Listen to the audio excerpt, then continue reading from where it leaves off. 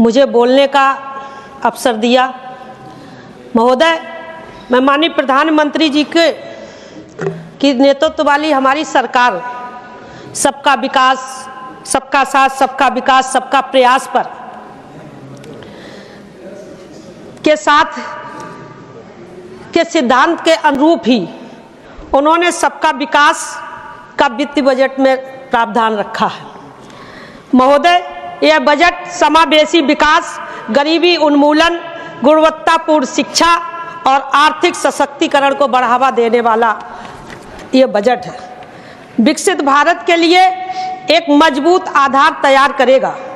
युवाओं, महिलाओं, किसानों और मध्यम वर्ग को प्राथमिकता देकर बजट का उद्देश्य सामाजिक समानता सुनिश्चित करते हुए सतत विकास और निजी क्षेत्रों के निवेश को प्रोत्साहन करना है। इस बजट के लिए माननीय वित्त मंत्री जी द्वारा विकसित भारत के व्यापक सिद्धांतों को रेखांकित करता है। मैं इस बजट के लिए माननीय वित्त मंत्री जी को बहुत बहुत आभार व्यक्त करती हूँ। सभापति महोदय, इस बजट में देश के विकास महत्वपूर्ण सभी विषयों के लिए आवश्यक प्रावधान किए गए हैं। यह बजट देश की वर्तमान आवश्यकताओं के साथ ही गरीब, युवा, अन्नदाता, किसान और नारी शक्ति को केंद्र में रखकर यह बजट बनाया गया है। सभापति महोदय, माननीय प्रधानमंत्री जी ने भारत को 2047 तक विकसित राष्ट्र बनाने का लक्ष्य रखा है। इस लक्ष्य को प्राप्त करने के लिए महिलाओं को आर्थिक रूप से सशक्त करना अति आवश्यक है। एक सर्वे के अनुसार वर्तमान सरकार के प्रयासों के कारण देश की आर्थिक गतिविधियों में महिलाओं की हिस्सेदारी में वृद्धि हुई और यह वृद्धि लगभग 41% बढ़ी हुई है। परंतु आर्थिक गतिविधियों में महिलाओं की जो हिस्सेदारी है वो काफ़ी कम है। कम आय वाली नौकरियां एवं व्यापार है। इस बजट के माध्यम से देश में महिलाओं को आर्थिक गतिविधियों को प्रोत्साहन करते हुए 2 योजनाओं की घोषणा की गई है। अनुसूचित जनजाति एवं अनुसूचित जनजाति श्रेणी की महिलाओं को आर्थिक रूप से सशक्त करने हेतु अगले 5 वर्षों में 5 लाख SC/ST महिला उद्यमियों को 5 वर्ष की अवधि के लिए टर्म लोन प्रदान करने की घोषणा की गई है।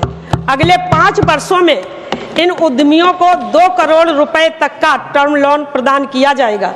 इसके अतिरिक्त दूसरी योजना के अंतर्गत पहली बार व्यापार करने वाली 5 लाख बहनों को आर्थिक सहायता उपलब्ध कराने की घोषणा की गई है। इस योजना में SC/ST एवं OBC वर्ग के आने वाली बहनों को शामिल करने के लिए मैं माननीय प्रधानमंत्री जी का बहुत बहुत आभार व्यक्त करती हूँ। उपसभापति महोदय, इन दोनों योजनाओं से SC/ST एवं OBC श्रेणी की आने वाली हमारी बहनों को देश की अर्थव्यवस्था में अपना योगदान करने का एक बड़ा अवसर प्राप्त होगा। महोदय, देश के ग्रामीण क्षेत्रों में सामाजिक एवं आर्थिक दृष्टि से आंगनबाड़ी बहनों का एक महत्वपूर्ण योगदान है। आंगनबाड़ी सेवाएं एक केंद्र प्रायोजित योजना है। इस योजना के अंतर्गत 8 करोड़ बच्चे एवं 1 करोड़ गर्भवती महिलाओं को पोषक आहार प्रदान किया जाता है। एक सर्वे के अनुसार ग्रामीण क्षेत्र में आंगनबाड़ी देश के बच्चों और महिलाओं के लिए एक मजबूत स्तंभ है। महोदय, माननीय प्रधानमंत्री जी के नेतृत्व वाली हमारी सरकार द्वारा आंगनबाड़ी को सशक्त करने के लिए इस बजट में घोषणा की गई है। बजट में वित्त मंत्री जी द्वारा आंगनबाड़ी और पोषण अभियान के अंतर्गत पौष्टिक सहायता के लिए लागत मानकों में वृद्धि की घोषणा की गई है।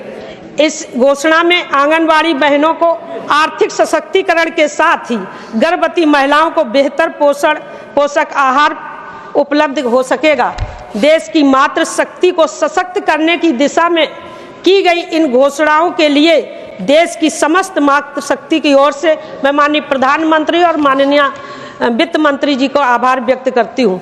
उपसभापति महोदय, बजट में मातृ शक्ति के प्रावधान के अतिरिक्त देश के लिए महत्वपूर्ण अनेकों विषयों के लिए प्रावधान किए गए। देश के कृषि क्षेत्र के विकास के लिए 100 जिलों में सिंचाई एवं फसल उपरांत भंडारण की सुविधाओं को विकसित करने के उद्देश्य से माननीय प्रधानमंत्री जी ने धन धान्य कृषि योजना की घोषणा की थी। इससे देश के लगभग 1,70,00,000 किसानों को लाभान्वित होंगे। इसके अतिरिक्त किसानों के लिए ऋण प्रवाह को सुविधाजनक बनाने के उद्देश्य से किसान क्रेडिट कार्ड की सीमा को 3 लाख से 5 लाख कर दिया गया है। महोदय, प्रावधान निश्चित रूप से देश के अन्नदाताओं को सशक्त करने का कार्य करेंगे। देश के विकास में सबसे बड़ा योगदान देश की मध्यम वर्गीय करदाताओं का है। बजट में 12 लाख रुपए तक की वार्षिक आय पर टैक्स की छूट का प्रावधान किया गया। इस प्रावधान से देश के करोड़ों मध्यम वर्गीय लोगों को लाभ प्राप्त होगा। महोदय, देश के स्वास्थ्य में लगभग 10% का रिकॉर्ड बढ़ोतरी की गई। इस बजट में स्वास्थ्य क्षेत्र को मजबूत करने की दिशा में किए गए प्रावधान सराहनीय कदम है। महोदय, कैंसर, दीर्घकालिक और दुर्लभ बीमारियों के लिए 36 जीवन रक्षक दवाओं को टैक्स से पूर्ण रूप से छूट प्रदान की गई है। यह घोषणाएं देश के स्वास्थ्य को बेहतर बनाने की दिशा में एक महत्वपूर्ण और सराहनीय योगदान है। महोदय, मैं लगातार दोनों सदनों में लगातार देख रही थी कि महाकुंभ के ऊपर किस तरीके से प्रतिक्रिया की जा रही थी, और अभी माननीय सांसद असत्य बोल के चले गए। इनको याद आना चाहिए कि असत्य बोलते रहे। उस असत्य को दिल्ली की जनता ने नकार दिया, जवाब दिया। उसके बाद भी अभी भी असत्य बोलने से सुधार नहीं हो रहा है। मैं दोनों सदनों में चर्चा में देख रही थी कि विपक्ष के हमारे साथी प्रयागराज में महाकुंभ की सरकार की गई व्यवस्थाओं की आलोचना किए जा रहे थे। मैं महाकुंभ एवं अन्य धार्मिक गतिविधियों को देश की अर्थव्यवस्था से जोड़ने का स्वयं का एक उदाहरण सदन के समक्ष रखना चाहती हूँ, इसलिए कि मैं उत्तर प्रदेश से आती हूँ। मैं रविवार को दिल्ली से अपने निजी कार्य के लिए अपने गृह जनपद जा रही थी, तो मैंने एक्सप्रेस वे पे देखा कि प्रत्येक टोल प्लाजा पर 203 किलोमीटर लंबी लाइनें लगी थी, और मुझे जहां उतरना था अत्यधिक भीड़ के कारण मैं वहां पर नहीं उतर पाई। आगे 20 किलोमीटर आगे जाके दूर उतरी, तो मेरे मन में आया कि आज ऐसा क्या विशेष दिन है, ऐसा क्या महत्वपूर्ण त्योहार है जो आज इतनी अत्यधिक भीड़ है। तो मैंने अपने चालक से कहा, अपने सहयोगी से कहा कि वो जो दुकान दिख रही है, चलो उस दुकान से चलते हैं, बात करते। मैं उस दुकान पर गई और मैंने जब वहाँ उतरी और मैंने वहाँ पर जो लोग खड़े थे दुकान पर, और उस दुकानदार से जब मैंने बात की कि आज ऐसा क्या त्योहार है, क्या विशेष दिन है जो इतनी भीड़ है, तो आप विश्वास नहीं करेंगे उपसभापति महोदय, उस दुकानदार के चेहरे पे जो खुशी की चमक थी वो देखने लायक थी। उस दुकानदार ने कहा कि कुंभ का प्रारंभ से ही और अब तक जो देश के विभिन्न राज्यों से लोग आ रहे हैं प्रयागराज संगम स्नान के लिए, तो अब तक इतनी भीड़ थी, इतनी भीड़ आ रही है, हम अपनी दुकान को संभाल नहीं पा रहे हो। तो मैंने कहा निश्चित तौर आपको कुछ फायदा हुआ? तो उसने कहा कि फायदा जो मैं पूरी वर्ष में जो आमदनी करता था, जो मेरी आय होती थी, इतने दिनों में 50% से अधिक वृद्धि हुई, और अभी तो काफी दिनों तक महाकुंभ चलने वाला है।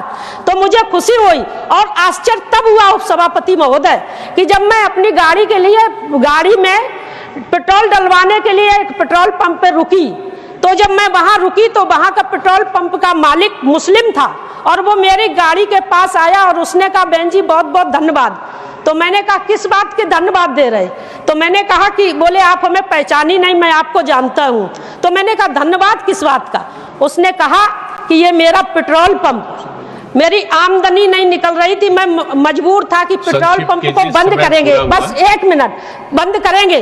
तो उसने कहा कि हमें पेट्रोल पंप तो जीवित हुआ ही, लेकिन हमें खुशी इस बात की है कि हमारे मुस्लिम भाई बहनों को महाकुंभ का आशीर्वाद प्राप्त हो रहा है। तब मेरे मन में 2 पंक्तियां आई, मैं अपनी पंक्तियों के माध्यम से पहले मैं पुनः माननीय प्रधानमंत्री जी को और माननीय वित्त मंत्री जी को आभार देते हुए और अपनी 2 पंक्तियों के माध्यम से बात को समाप्त करूंगी। मेरी पंक्तियां हैं कि मोदी का करते करते विरोध ये संविधान विरोधी बन गए और करने लगे महाकुंभ का विरोध ये सनातन विरोधी बन गए। बहुत बहुत धन्यवाद।